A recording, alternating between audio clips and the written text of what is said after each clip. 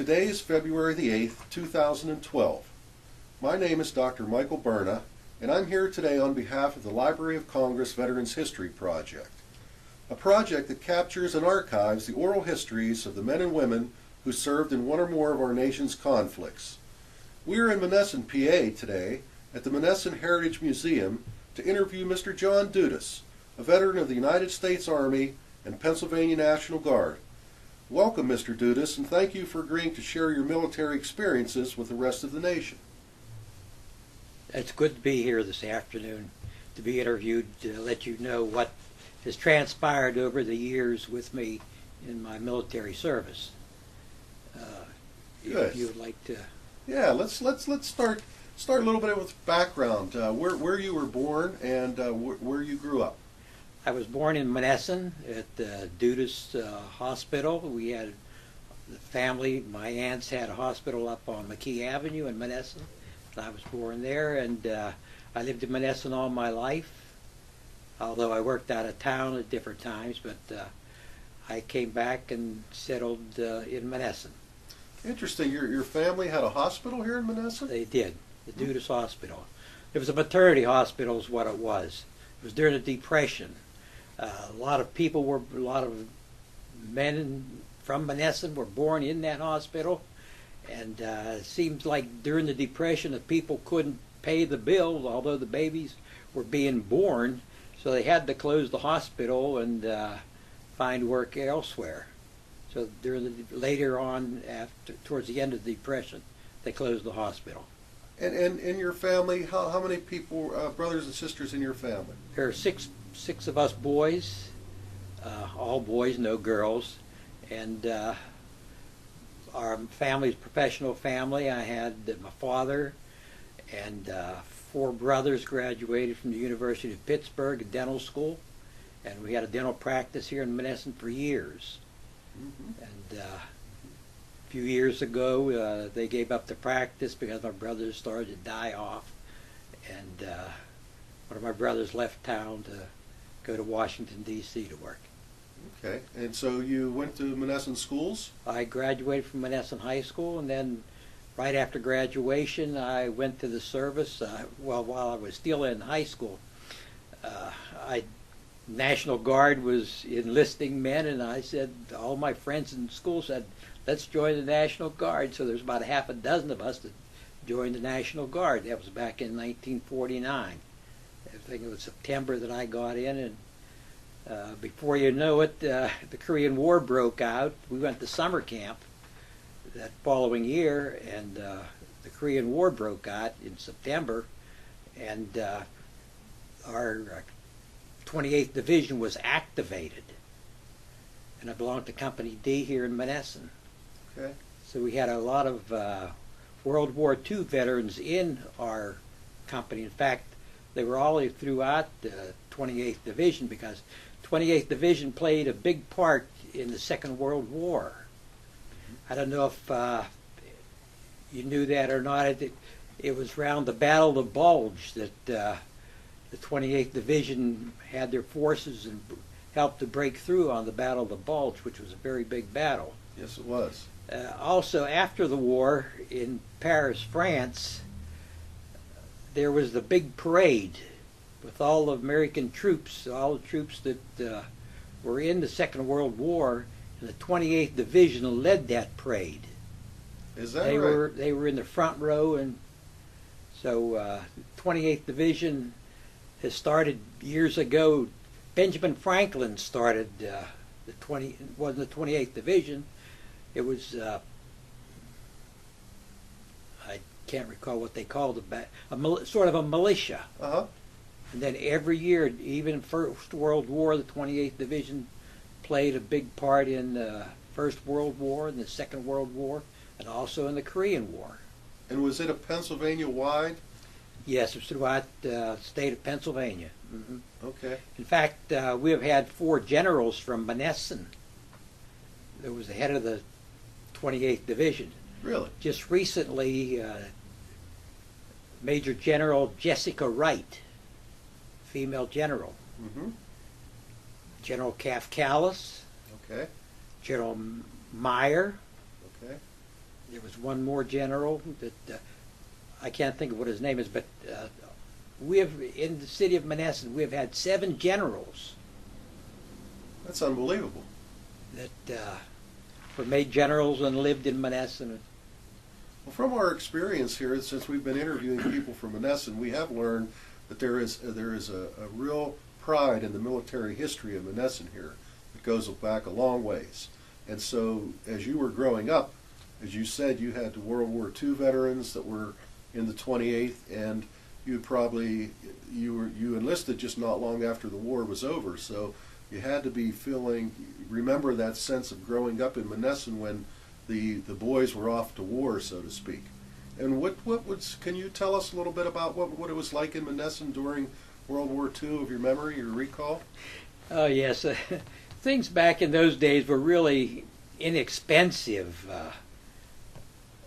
You could go to the theater for 10 cents and see that anybody under the age of 10 years old, if you're 12 years old, you had to pay 10 cents to get into the theater, and anybody under that age got in free. So that one person would pay to get in, you'd take a half a dozen kids in. This was on a Saturdays. Mm-hmm. And they used to have paper drives and aluminum drives. If you had a aluminum pot or a pan, you could go to the theater free on a Saturday. And it was hard to get automobile parts. There were no things like batteries. Mm-hmm. If you got stuck and your battery was dead, back in those days you really didn't need a battery to start the car. You would just start to push it and you got to a certain speed and throw the clutch out and it'd just take right off. Yeah. And even tires were the same way. You couldn't get tires or inner tubes. And if somebody had a wreck, the car couldn't be fixed, then they would start to sell the parts from the cars, the batteries and the tires and the inner tubes, and fellows made money that way. Yeah, Okay. but things were really, really hard to get. It was difficult to get sugar and your different spices because they needed all those different things for the military, and butter. Butter was hard to get. What they had was a brick of lard. They used to call it oleo. And it was a brick of lard, and they gave you a little pill, yellow pill. And then you would mix this lard with this pill, and it would come to the color of butter. So, I mean, just a number of different things. Yeah, yeah. And all because of the war effort, trying to maintain the war effort that was going on. That's right.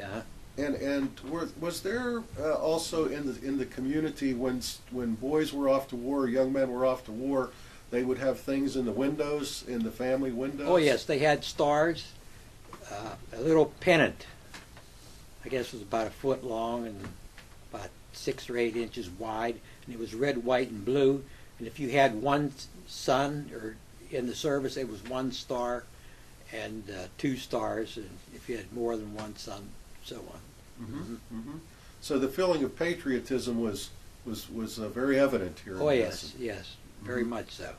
Mm-hmm. And women auxiliary from different organizations would get together and they would make up care packages and send to the boys. Cookies and different things that they couldn't get, soap and shaving cream and so on. So everybody had a hand in the war effort. Everybody did. Yeah. So when it came time for your friends to say, let's go join the military, you were already ready to go. I was already. What happened that summer of 1950, the 28th Division was activated. And you were already in the 28th. We were already in, so we were already prepared. And they shipped us to Camp Atterbury, Indiana. That's right outside of Indianapolis, about 30 miles. And we trained there. We had 2 groups of men that came into the division. First group came in, we trained them. They were draftees, and they were sent off to Korea. And then another group came in and trained with us, and then we went overseas. We went over to Germany, and we were over Germany for about a year. And that was the occupational troop? That was the occupational troop, yes. When we got there, we were the first American troops there. Different areas were still bombed out. The shells of the buildings you could see, and we had a difficult time when we first got there because the Germans would say, Americans, Americans, go home, go home. So the Americans said, all right, we'll go home, but the Russians are coming in. And they said, oh, no, no, no, no, stay, stay. Is So that then right? they were Germans were very friendly with Americans after that period. Is that right? They were more afraid of the Russians. Oh, most definitely, yeah. While we were still there in 1951, there were train loads of Germans coming back from the Russian concentration camps, prisoner war camps. So we got to see those Germans coming through.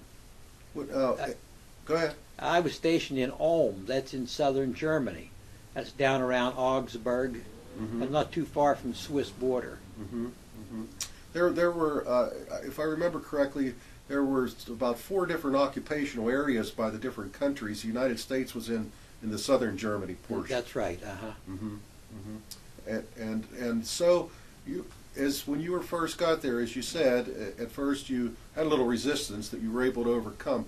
Tell us what it is like over there. What were the troops? What was your responsibility as far as at that time as an occupational troop? Let me go back a little bit. Yeah. While I was in the service, while I was in the service, after I got in 1950, I was sent to school. I was a mechanic. I was a mechanic's helper. I went in, then I started to be a mechanic. I was promoted to corporal, and I was sent to school down in Fort Benning, Georgia. And I graduated from the infantry school down there as a mechanic. Okay. I specialized in mechanics down there. And then I came back and we went overseas, and we were stationed. After coming over, we landed in Bremer, and after we got off the boat, we went to a military camp where we got all of our equipment, our trucks and everything. It was called Camp Y-79. And we spent about 10 days there, and then we drove down the Autobahn to Ulm, where we were stationed. In Ulm, it was a very big railroad depot for the Germans. And they have these barracks there. They were called casernes. They might be as big as 2 or 3 city blocks. And they were fully equipped with the barracks. Every vehicle, garages. Every vehicle was in a garage, And the only thing that we didn't have in garages at that time were our trailers, and they were always at the ammo dump. And in case anything happened, we had an alert. Our ammunition could be loaded up on these trailers and hitched to our vehicles, and we'd go on maneuvers there. We called them field problems at that time. And these barracks were built for the Germans? They're beautiful stucco, all hardwood floors, terrazzo stairways, and just the showers, the rest of the bathrooms were excellent, really nice. Nothing like what we have in this country. I mean, we had to rough it really when we were here with our barracks, but it was nice over there. They had these different fortresses all over Germany too, so these casernes, there might have been 4 or 5 of these casernes all surrounding the town. So it was a beautiful, beautiful city. And it had one of the oldest churches in the world. It was built back in the 12th century. Wow. In this cathedral. So it's... And the train station, so this must have been a kind of a strategic location for troop movements at one point in time? It was. It was. It was a big railroad head for the Germans. They had a lot of their rail transportation. They had their troops and ammunition trains coming into this area, going to these different casernes where they were stationed. When we were there, we would go on these field problems. And you'd be walking through the woods and you'd see a machine gun leaning against a tree or a helmet. It was just different things, but a lot of this stuff was, these machine guns, the stocks were gone from them, and they were rusted. So I guess a lot of the Germans wanted to get rid of these different things, and you know, just. But it just seemed, I thought the people were flooding the United States with all this equipment and everything they were picking up. They were sending a lot of this stuff home. At that time, you could ship anything out. You know, you just put it in a box and put your address on it, and it went home. Mm-hmm. I didn't send anything home. Mm-hmm. And I look back and say, gee, I could have sent a German helmet. And I see some of these souvenirs these people have brought home from the wars, and Right. it really would have been nice to have. Mm-hmm. So, what was your first impression when you got to Germany? Was it the area that you were in? Was it bombed out, or was it? Certain sections were bombed out. The war was over in '44, and we were there in '50, so that gave time for the Germans to rebuild. Mm-hmm. The shopping areas were built and different home areas, and the construction of the buildings were unbelievable. Everything was steel, all those steel doors and frames and windows, you know, steel window frames, and buildings were very, very well built. Mm-hmm. Not like here in this country, you know, they just throw things up to get them up, and Yeah. they don't go in too much for the modern buildings like we have today in our cities. They sort of restore what they had, Mm-hmm. which made it very nice, Mm-hmm. very beautiful. Yeah, and at last, as you say, there was a 12th century church there. Yeah, yeah. Right, right. So this area became the base for the U.S. then, as One of the bases, yes. one of the bases. Hmm. Okay. They were stationed all over Germany. And how many troops would have been at this base? Could have been 1,000, Okay. if not more. Mhm. Okay. They had the different companies. They had the headquarter company. They had A, B, C, and D. D company was a heavy weapons company. They had medical and part of an engineer company. So Mm-hmm. we had a lot of vehicles in that. I was going to say, yeah, you had to have Quite a a lot number. of vehicles. Right, right. And so you were in the motor pool there. Right. Our company had we had 19 vehicles.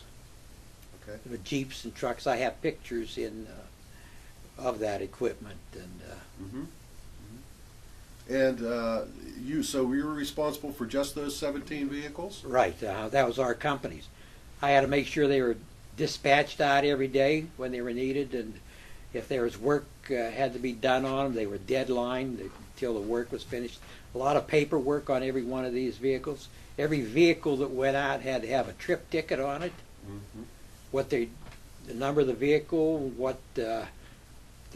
where they were going, and what they did that day, and any maintenance had to be pulled on the vehicle whenever it came back into the company area. Mm-hmm. And how about spare parts? Did you have enough spare parts? Spare parts was kind of difficult to get. We had a lot of problems with spark plugs and wires, and they were almost nil to get. Yeah. But we didn't have to do anything with our tires because it seemed like all the tires were good on the vehicles. Mm-hmm. And did you pretty much live right there at the base? Did you get out Right. into town at all? Oh yeah, we were only a couple of miles from town. At that time when we got there, transportation was free. The buses were free. So when you got on the bus, they gave you a little ticket, and that was it. Mm-hmm. You move around anywhere you wanted to in the city. Right. And the taxis were very inexpensive. Our money was we could do a lot with our money. For $1, it was a mark. No, 4 marks for $1. Okay. 1 mark was $1 to their equivalents, and 4 marks we got. So you could, if you had any problems, you say, let me have a carton of cigarettes. I'll pay you back, because everybody got, once a month you got your rations. Whether you smoked or not, you got a carton of cigarettes, you got a pound of coffee, you got so much chocolate, and then you can go downtown and you can bargain with it, Mm-hmm. Mm-hmm. And you go down and you sell a carton of cigarettes like for 20 marks. You know, that's $5, and you can go out to dinner and have a good time, have a couple of drinks, and still have money in your pockets. And then later on, then we got a lot more draftees coming through in our area. And then guys say, hey, instead of 20, how about 15? Because everybody's had cigarettes, everybody wanted to sell everything, so more or less like flooded the market. Then your dollar kept going down and down and down. The old supply and demand thing, That's right? right, that's right. Right, Yeah. devalued your dollar. Uh-huh. Good thing you were there on the front end. That was nice, yeah. Yeah, yeah. So did you learn to speak any German while you were there? A little bit. I think majority of the people, no, the little children all could speak English because they were taught, one of the languages they were taught in school was English. The elderly people, they didn't speak too much English, but you could probably get a point across, there. And while I was there, I met a family, German family, that I'll tell you the whole story there. A friend of mine was a driver for the chaplain, and I used to have coffee with him when I got my work finished in the morning. And one morning around Christmas time, a telephone rang, and there's a German lady on the phone. She said, I would like to have an American come to my house for Christmas, spend Christmas with me, with our family. So I said, the fellow said, just a minute. He said, would you like to go to meet a German family and spend Christmas with them? I said, all right. And she said, could you? Then he went back and said, yeah, well, I'll send somebody down. He said, could you send a couple soldiers down? And I said, I'll try. Okay. So I went back to barracks and talked to a couple of fellows, and they said, you go first. You go down, see what it's like. Introduce yourself. You take the chances first. So I went down, and here I found out that this lady in the early 30s went to the United States. And she met this family, and she worked for this family. She raised the children for her. Later in the 30s, she said she was single at that time, and she says, I think maybe I should go back to Germany and find a husband and raise a family. So then she left and went back to Germany. So she spoke very fluent English, and that's how they said, well, since we have all these Americans here in town, let's do that. So a lot of the families did that. A lot of the German families did that. And there was always somebody in the house that could speak English and be the interpreter. So they went to Christmas dinner and sat around and singing Christmas carols. They would sing it in German and I would sing them in English, and they knew a little bit of English. And everybody in the family knew English but the father, this one particular father. And I really liked this father. He was fire marshal for bus company, Casboer Bus Company there. And he used to say to the daughter, have him come down, I'll take him through a tour of the bus company and show him how we make buses. And he took care of all the fire, everything had to do with fires if they had any problems. So I said, all right, I'd go down. So I went down, and there was an interpreter, someone could speak English, and translated with the father. And he took me all through the bus company, showing me how they make the buses. And it wasn't on an assembly line like everything is in this country.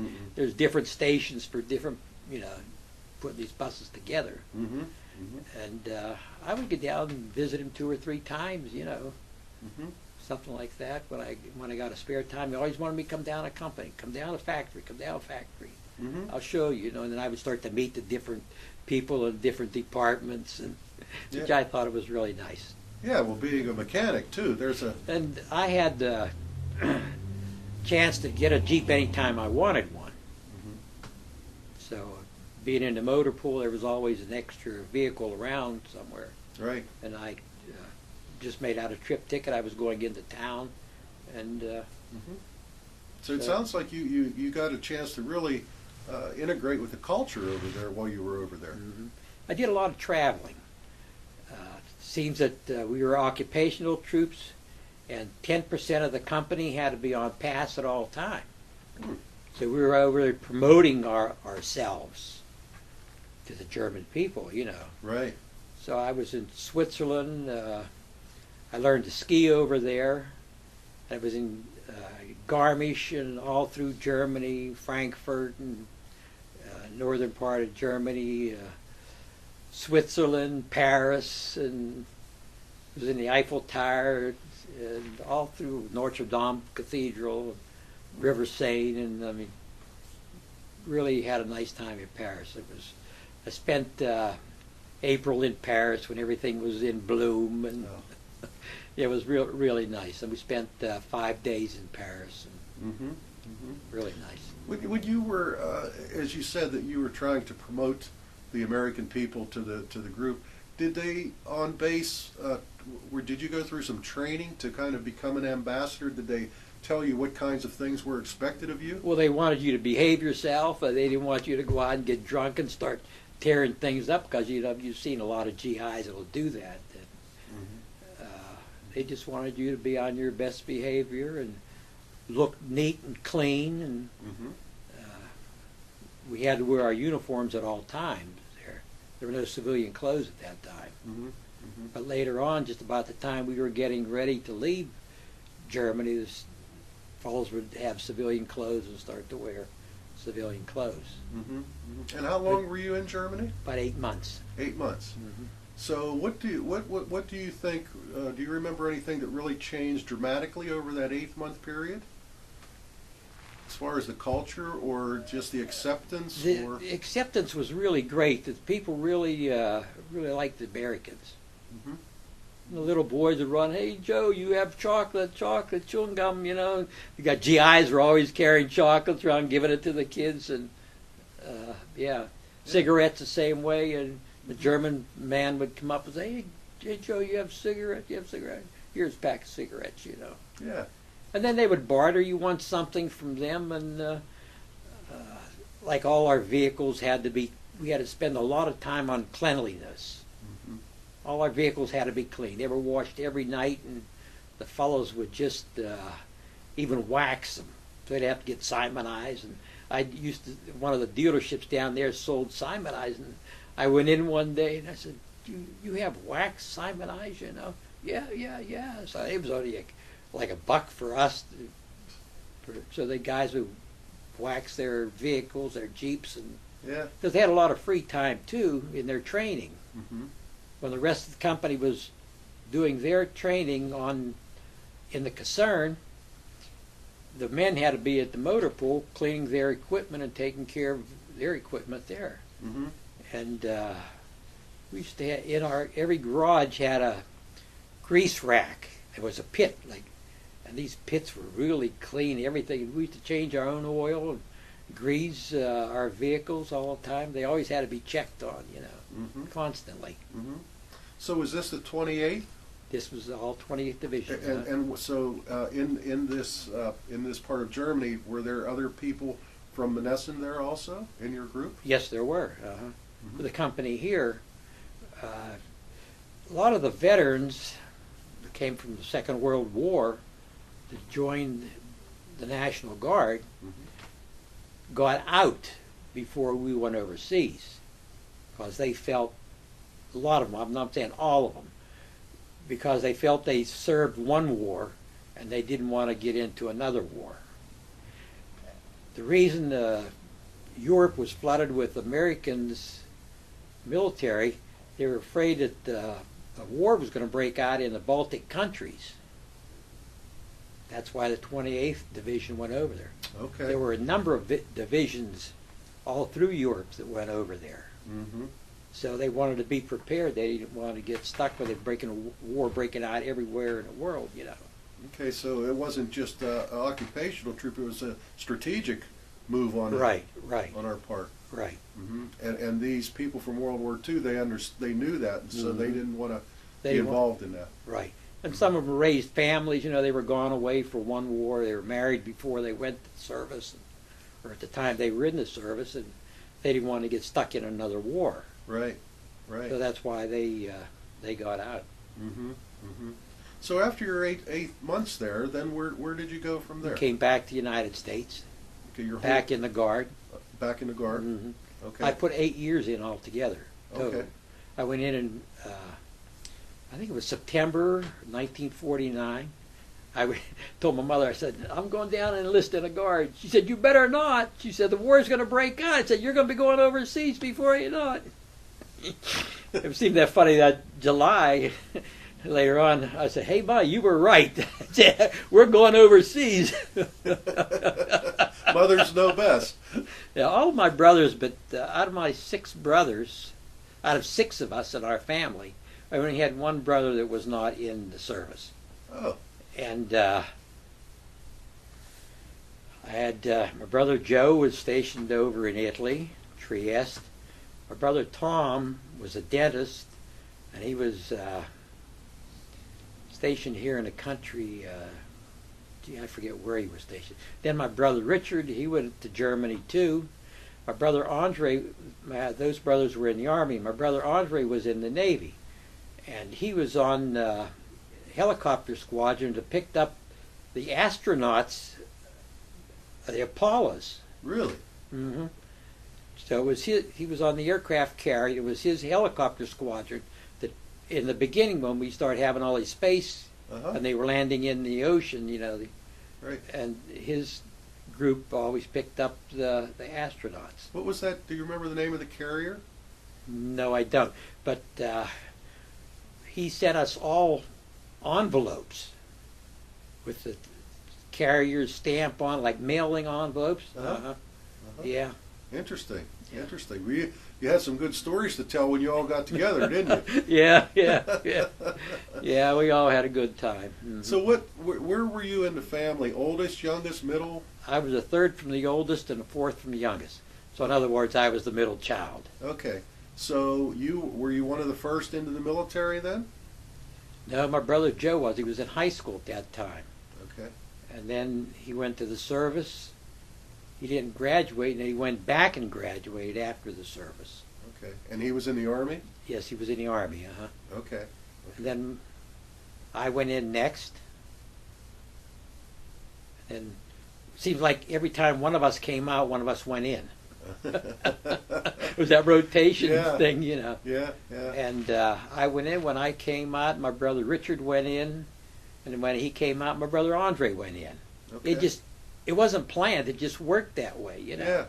Yeah. Yeah, so it's... When you came back to the States, did you come back to Monessen then? Yes, I did. Okay. After I was discharged from the service.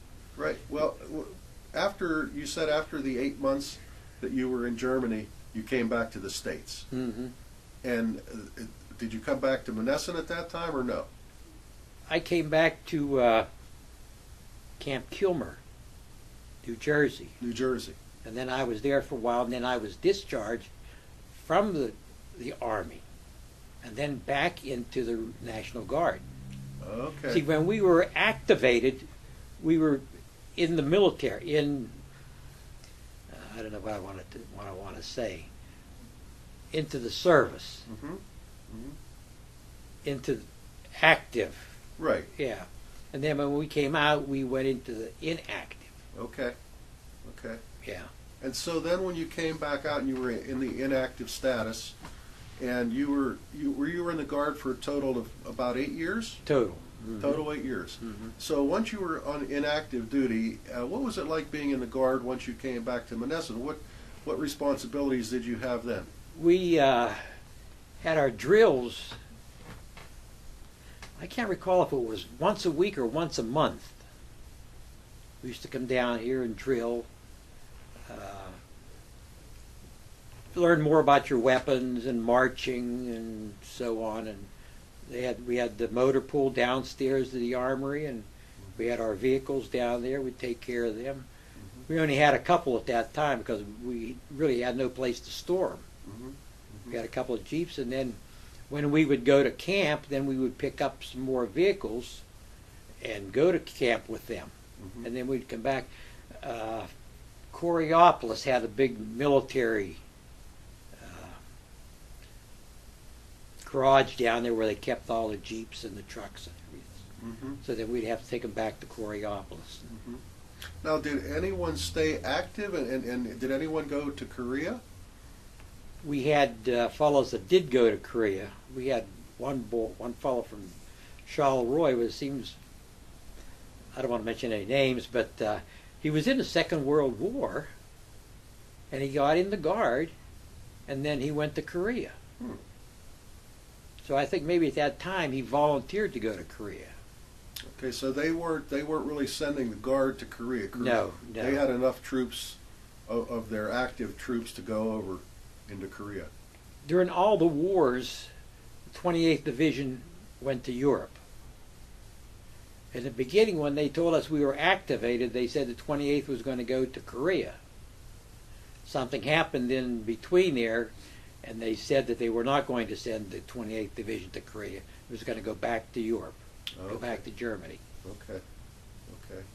And did you have any friends that had gone to Korea that were outside of the No. 28th? No. No. Mm-mm. What was the mood of the country though? Like now, country had just finished World War II, not too much earlier than that, and all of a sudden they're in the war in Korea. How did people feel about that? Well, nobody likes to see these wars go on, and they felt bad about all these young men that went to the service. My daughter said to me one day, she said, "Hey, Dad, how come there's only young fellows go to the military?" I said, "Because there really aren't any old fellas to go, All the young, when something breaks out, everybody wants to go to the service, Mm-hmm. Mm-hmm. And then they had the draft, and you went whether you wanted to or not, unless you were 4F, you had some physical thing wrong with yourself. Mm-hmm. Mm-hmm. So the country was behind the Korean conflict? No, they really weren't behind the Korean conflict. Yeah. In fact, they didn't want to call it a war, Korean War. They just called it a conflict, Mm-hmm. So. Right. Right. And after a while, they said it really was a war, and Well, when you look at the number of casualties and things that happened, and wounded and missing and dead, there was certainly a war. That's right. That's right. And I think there was some political reason they called it a conflict. It had to do with the legislation of war versus conflict Mhm. that gave the president a little more latitude if it were a conflict. Is that correct? Probably so. Probably so. Mm-hmm. Mm-hmm. So the guys that were in the 28th, did they all leave about the same time? You stayed 8 years. Was that is it voluntary to leave, or after 8 years? Well, enlistment time 2 to 4 years. Ah, I think it's 2 years in the Guard. okay. If you want to stay, you just re-up another 2 years. Mm-hmm. But a number of the fellows did come back and go back in the Guard Mm-hmm. and stay in the Guard. Mm-hmm. And what? Why did you decide to leave? I was in business at one time. I had the Sunoco station here in Monessen, Okay. and it was interfering. I couldn't get somebody to take over the business for a couple of weeks, and I went to summer camp. Ah. So then I said, I just really have to leave. Mm-hmm. But I know fellows that have retired from the Guard. Mm-hmm.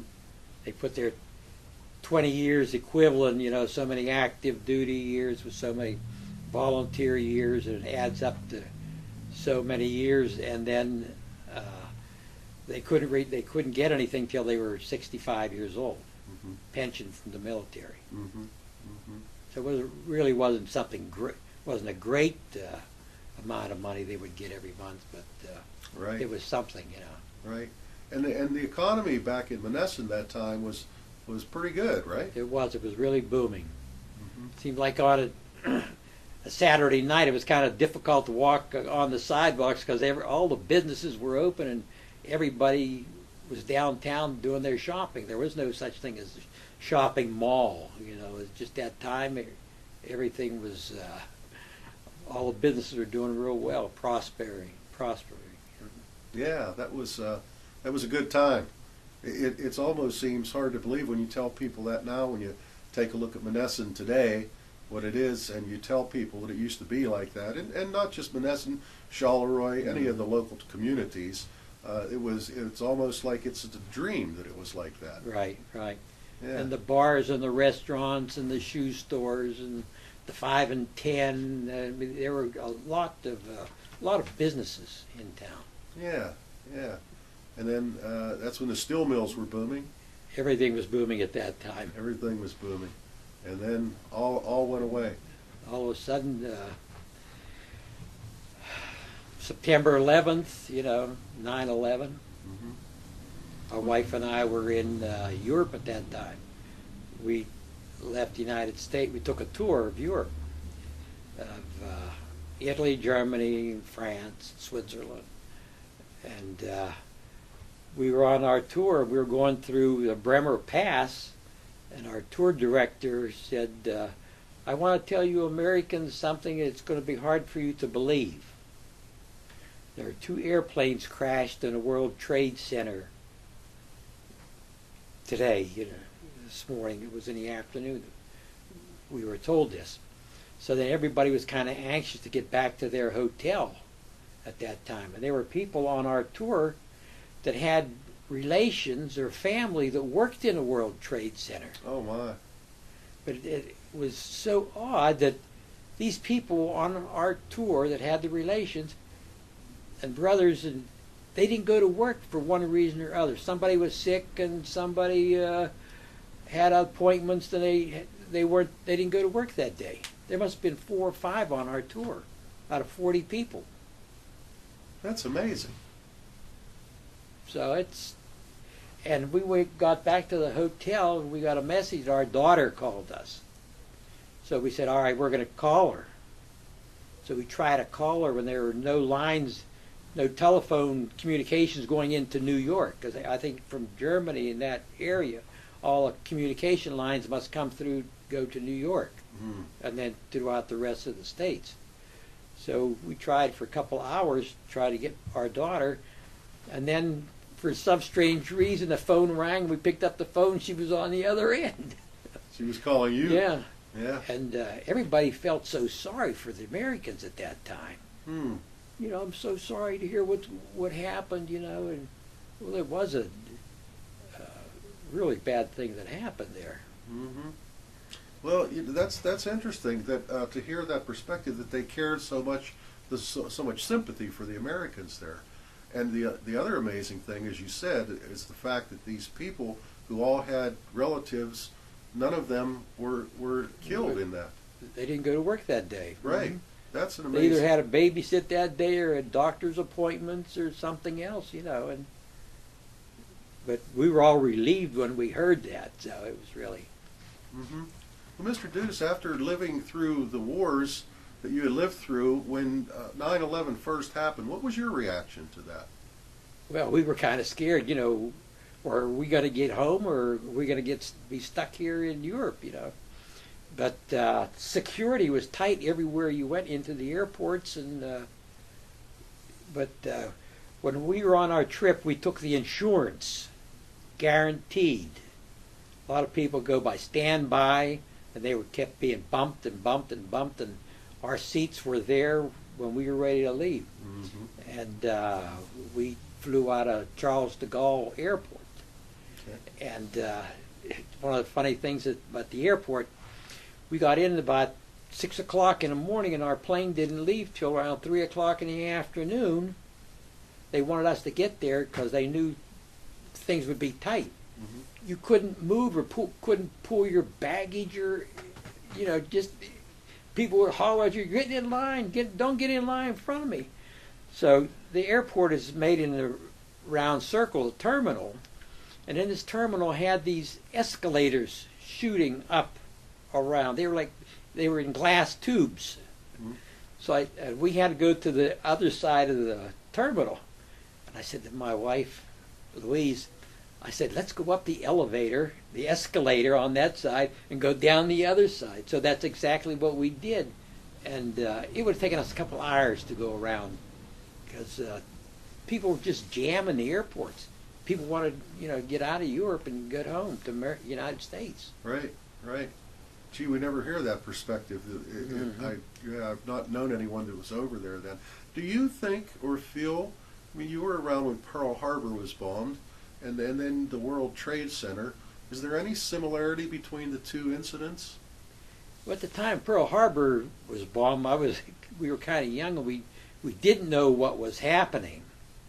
And then President Roosevelt came on the radio, and I think TV was just about starting about that time, and he said, our country is at war. And, we're a little kid, what's war mean, And then it just seemed like all the young fellows were starting to leave. Everybody was going to the service. So that was a very new thing for you as a young person. They talked about the First World War, and you studied a little bit about that in history, and I don't know, it's kind of strange. You're not used to something like that, and you're young, you don't know what's going on. Right. Well, the world sure has changed since 9/11, hasn't it? It certainly has. I was born in 1931, so a lot has happened. Yeah, you've seen a number of wars in your life. That's right. So if you had it to do all over again, would you go back into the military? Yes, I would. In fact, I was sorry that I didn't stay in there. But, I mean, things always work out for the best. I met a lovely girl. I mean, I just, it was really, really nice. Things always work out for the best. Yeah. But at the time, I went to school at Fort Benning, Georgia. And I was going down there with the 82nd Airborne. They were there, and they were members of their group were also in our class. Okay. And the fellow said, stay, we want you to transfer to the 82nd Airborne, and stay in the military. I said, I'm afraid of heights. I said, 6-foot ladder is high enough for me. But we stayed in these quartels, big circular buildings. It's a mile around on the inside, so and there were 3 of them.